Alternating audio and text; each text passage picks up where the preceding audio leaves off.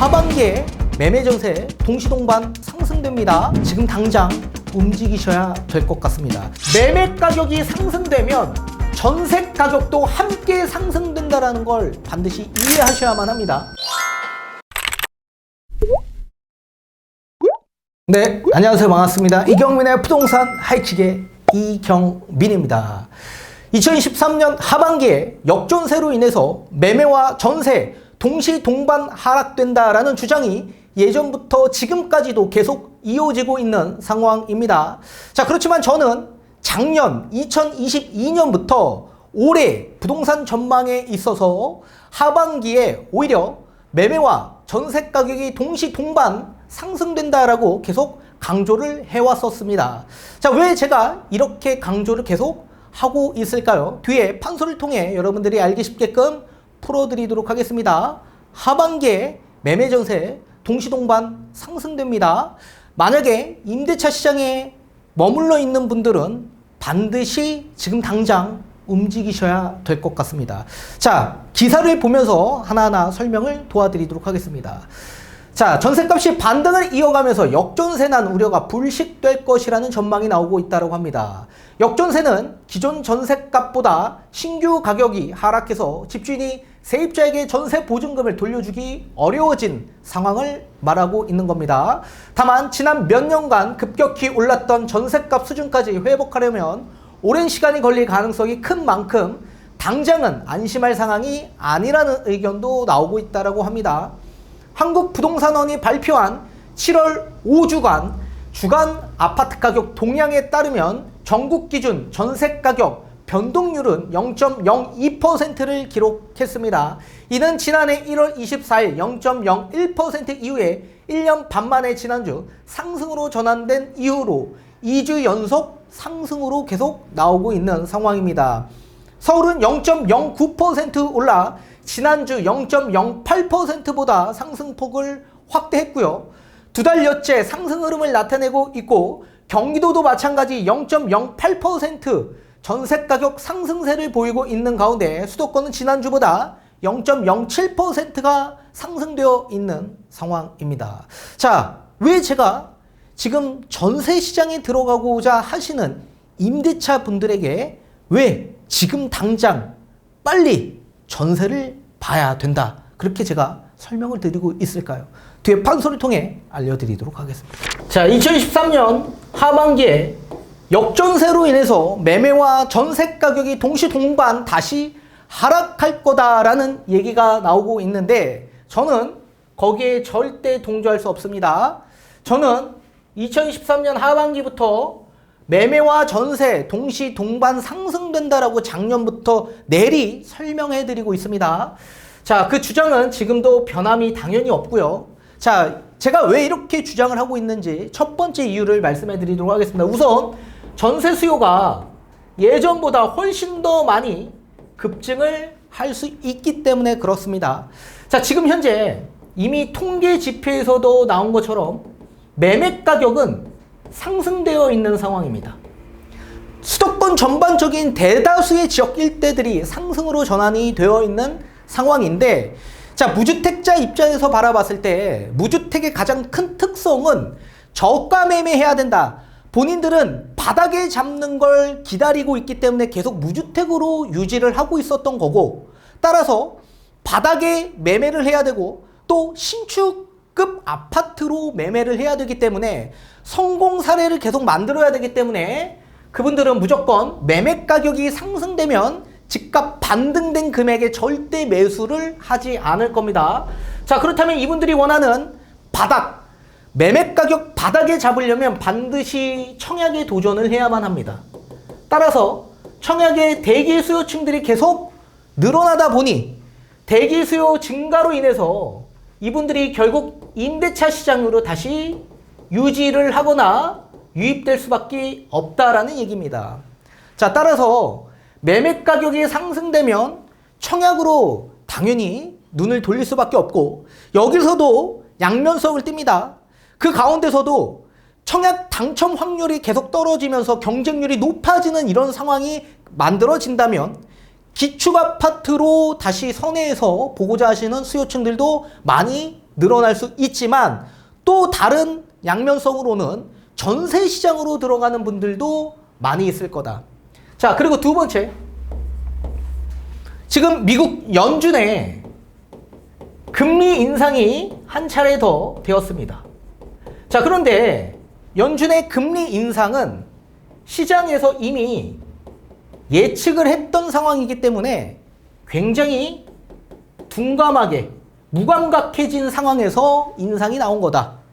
자, 6월 달에 FOMC 성명서 발표에 있어서 두 차례 정도 연내에 금리가 인상될 수 있다라는 걸 시장에서는 이미 전부 다 예측을 해왔던 상황입니다. 저 또한 마찬가지 이미 제가 예전 강의 영상에서도 말씀드렸다시피 성명서에 따라 미국 연준의 금리 인상은 두 차례 정도 있을 거다. 그렇지만 저는 다른 시각으로 남들과 좀 더 다른 시각으로 바라봤을 때 지금 물가 상승 압력이 둔화되어 있는 상황이고 큰 폭으로 이번에 둔화되었기 때문에 아마도 그 명분이 없기 때문에 동결을 다시 한 차례 유지될 가능성이 매우 높다. 그리고 만약에 금리 인상이 나오더라도 저는 9월 달부터 금리 인상이 나올 수 있다라고 말씀을 해드렸지만 이미 사람들이 시장에서 예측한 대로 금리 인상이 7월 달에 한번 나왔습니다. 자, 그러면 미국 연준의 금리 인상으로 인해서 심리적 영향이 또다시 있을까요? 이미 금리 인상의 정점기에 이르렀고 또 시장에서는 이미 예측 가능한 대로 시장이 연준에서 움직였기 때문에 금리 인상에 대해서 굉장히 무감각해진, 둔감해진 그런 상황이 계속 나오고 있는 상황입니다. 따라서 미국 주식도 지금 실적 발표의 영향으로 인해서 주가 상승 압력이 계속 높아지고 있는 상황이기 때문에 영향이 거의 없는 실정이고 또 부동산 시장도 마찬가지 여러 규제 정책 완화로 인해서 또 대출 규제가 연내에 계속 예전보다 더 낮아진 상황에서 수요가 급격하게 증가됨에 따라 부동산 시장도 가격 상승이 계속 이어지고 있는 상황이고 따라서 이런 인상 영향으로 인해서 둔감해진 시장이 민감하게 반응할 가능성은 매우 적었더라. 자, 그러면 임대차 시장에 유지하고자 하는 전세 수요층들 입장에서 봤을 때 이분들은 월세 아니면 전세 이 둘 중에 하나를 선택해야 되는데 어느 시장을 선택할까요? 무조건 전세 시장을 선택할 수밖에 없다. 자, 월세 같은 경우에는 전세에서 월세로 전환하는 전월세 전환율을 대입하는데 기준금리 플러스 2%, 따라서 지금 현재 우리나라 기준금리가 3.5%이기 때문에 전월세 전환율 같은 경우에는 5.5%로 기준화하고 있습니다. 그런 반면에 지금 전세대출 같은 경우에는 아직도 3%를 유지하고 있습니다. 3%. 지금 미국의 10년물 장기 채권 금리 또한 마찬가지 지금 3. 중반대 3.6% 수준에서 지금 4% 수준까지 상승이 되어 있는 상황이기 때문에 시장 금리가 연내 지금 다 일시적으로 상승이 되어 있는 상황입니다.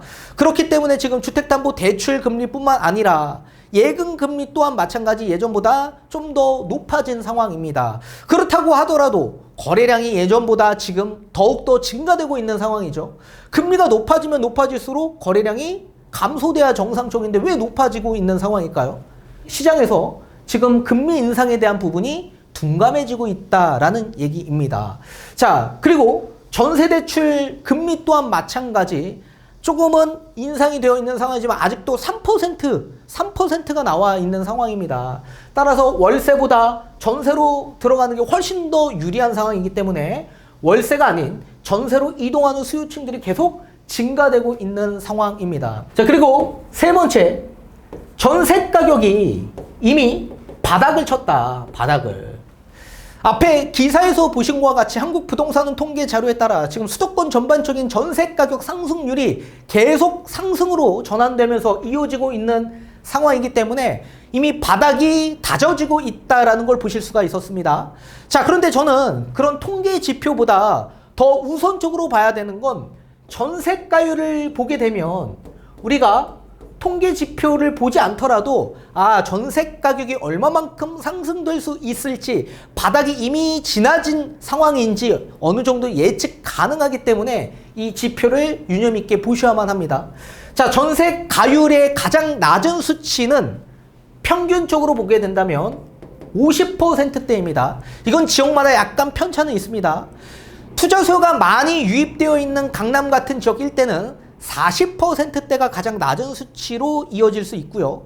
반대로 투자 수요보다 실거주자가 많은 강북 외곽 지역 같은 경우에는 60%까지도 이어질 수 있습니다. 그렇지만 평균적으로 보게 되면 전세가율은 50%대가 가장 낮은 수치로 이어질 수 있다. 자, 그렇다면 우리 마용성 아파트 기준에서 한번 삼아 본다면 왜 전세 가격이 바닥을 찍고 지금 전세 가격이 상승되고 있는지를 판단할 수 있을 겁니다. 자, 집값이 상승됐던 상승기에 매매 가격이 보통 뭐 한 19억, 20억 정도까지 상승했던 아파트들이 있을 겁니다. 자, 매매 가격 20억짜리 아파트의 전세 가격은 원래는 10억 정도가 나와야 정상적입니다. 그런데 임대차 3법의 비정상적인 부작용 때문에 11억에서 12억까지 막 상승된 아파트들도 분명히 있을 겁니다. 그 시세는 비정상적인 시세이기 때문에 대입하면 안 됩니다. 따라서 정상적인 전세 시세는 10억 정도 합니다. 자, 이런 상황에서 집값이 하락합니다. 작년에 집값이 하락했을 때 매매 가격이 15억까지 하락했습니다. 자, 그러면 전세 가격은 얼마 정도 할까요? 자, 전세 가격도 마찬가지 매매와 함께 하락폭이 컸었기 때문에 이 50%대가 똑같이 대입이 되면서 하락했습니다. 자, 매매 15억에 전세 가격은 약 7억에서 7억 5천 요 정도 수준까지 전세 가격이 많이 하락했었습니다. 자, 이런 상황에서 지금 집값이 반등했습니다. 집값이 15억 바닥에서 매매 시세가 17억까지 상승을 하기 시작했습니다. 자, 이런 상황에서 전세 가격이 7억에서 7억 5천을 유지할 수 있을까요? 그렇다면 가장 낮았던 평균 50%보다 훨씬 더 밑도는 40%로 대입을 해야 되는데 그렇게 나올 수는 없습니다. 따라서 매매 시세에 따라서 전세가율이 변동되기 때문에 전세가율이 50%대가 가장 낮은 수치라고 저는 보고 있기 때문에 평균적으로 따라서 매매 17억이라고 한다면 전세 가격은 약 8억 중반대까지 상승돼야 정상적일 겁니다. 자, 따라서 지금 매매 시세가 15억에서 17억으로 상승되었기 때문에 전세 가격이 어떻게 되냐면 똑같이 반등을 해서 상승을 하게 된 겁니다. 자, 따라서 매매 가격이 상승되면 전세 가격도 함께 상승된다는 걸 반드시 이해하셔야만 합니다. 그리고 만약에 임대차 시장에 유입되는 세입자분들 입장에서 바라봤을 때 기축 아파트의 매매 가격이 상승됩니다. 그러면 그분들은 청약시장의 청약 대기자로서 기다리며 임대차 시장으로 다시 유입될 수밖에 없을 거고 그 임대차 시장에서는 월세보다는 전세 시장으로 들어가는 게 훨씬 더 유리하다. 그런데 지금 전세 가격이 매매 가격 반등으로 인해서 전세 가격도 똑같이 반등되어 있는 상황이기 때문에 지금 못 들어가면 전세 가격이 앞으로도 계속 상승될 여지가 있기 때문에 부채에 대한 부담이 더 늘어날 수밖에 없을 겁니다. 그러면 오갈 데가 없죠. 결국에는 어딘가에 거주를 해야 되기 때문에 매매 시장에도 못 들어가고 월세 시장에도 들어가기 빠듯하고 그렇다면 전세 시장으로 들어갈 수밖에 없는데 지금이 현재 전세 가격 바닥을 찍고 상승되고 있는 추세이기 때문에 전세 시장으로 계속 수요가 유입될 가능성이 매우 높을 거다. 그리고 네 번째, 입주 물량을 봤을 때 입주 물량이 많다라고 하더라도 전세 수요가 그만큼 받쳐준다면 집값은 어떻게 될까요? 집값은 상승됩니다. 그리고 전세 가격도 안정적으로 유지될 수 있다. 지금 경기도와 인천 지역 일대를 보게 되면 평균 입주 물량 대비 물량 여파가 아직도 많이 남아 있습니다. 자, 그렇다라고 하더라도 입주 물량이 많아도 그만큼 받아줄 전세 수요가 많아진다라고 한다면 집값은 상승될 수밖에 없고 집값이 상승되면 그렇게 물량이 어느 정도 소화가 돼서 전세 가격도 안정적일 수밖에 없다. 반대로 지금 서울시장 같은 경우에는 서울은 입주 물량이 엄청나게 감소되고 있는 지역입니다. 서울 입주 물량 감소로 인해서 오히려 반대로 지금 집값은 계속 상승되고 전세 가격 상승폭은 더욱더 커질 수밖에 없을 거다라고 말씀드리고 싶고, 다섯 번째, 전세 반환 대출이 이제 완화된 반환 대출로 실행이 되었습니다. 따라서 DSR 규제 정책이 없어지고 DTI 틀 내에서 관리되는 이런 대출이 실행되었다.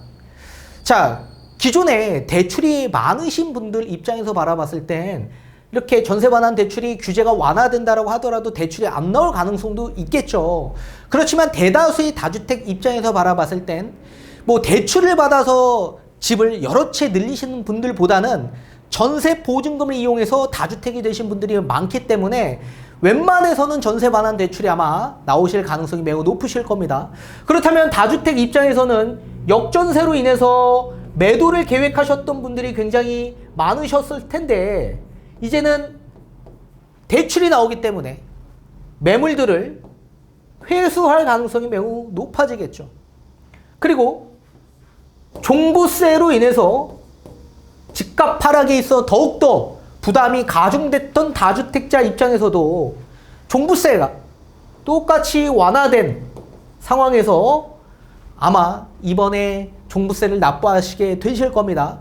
자, 기존에 공정시장가액 비율 60%가 적용됐는데 올해 80%를 적용하겠다라고 이미 예상을 했고, 저도 그렇게 예상을 했었습니다. 그런데 이번에 정부에서 똑같이 작년처럼 공정시장가액 비율 60%로 적용하겠다라고 했기 때문에 집값 하락에서 공시가격도 하락했고, 또 여기에 공정시장가액 비율도 60%로 적용한다면 매도를 계획할 필요가 없어지게 되는 겁니다. 따라서 똑같이 물건을 회수할 가능성이 매우 높다.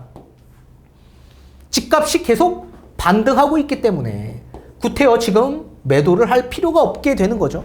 그렇다면 매도할 매물 자체가 감소되면서 집값이 상승될 여지가 매우 높아지고, 집값이 상승되면 자연스럽게 전세가율 영향으로 인해서 전세 가격도 함께 상승될 수 있다고 제가 말씀을 드렸었습니다. 그죠? 따라서 지금 전세 수요가 예년보다 훨씬 더 증가될 수 있는 상황으로 전개되고 있고, 전세 가격은 지금 이미 바닥을 쳤고 전세 가율 50%가 평균적으로 낮은 수치이기 때문에 매매 가격이 반등 상승되면 자연스레 전세 가격도 상승될 수 있다는 그 상황을 반드시 이해하셔야만 합니다. 그리고 입주 물량이 많은 지역이라고 하더라도 그만큼 전세 수요가 받아줄 수 있는 지역이라고 한다면 집값은 상승으로 계속 이어질 수 있을 거고, 전세 가격은 매물들이 소화됨에 따라 안정적임을 유지할 가능성이 매우 높을 겁니다. 그리고 전세 반환 대출이 실행됨에 따라 매도를 계획하는 다주택자분들, 그리고 종부세에 대한 부담, 집값 하락에 대한 부담으로 인해서 매도를 계획하셨던 분들 전부 다 매물들을 회수함에 따라 집값 상승으로 이어질 가능성이 계속 높아지고, 집값이 상승되면 전세가율의 영향으로 인해서 집값, 매매 가격이 상승되면 자연스레 전세 가격도 이렇게 반등을 할 수밖에 없는 구조가 나올 겁니다. 따라서 2023년 하반기에는 매매, 전세 동시 동반 하락 절대 없고 상승으로 이어질 겁니다.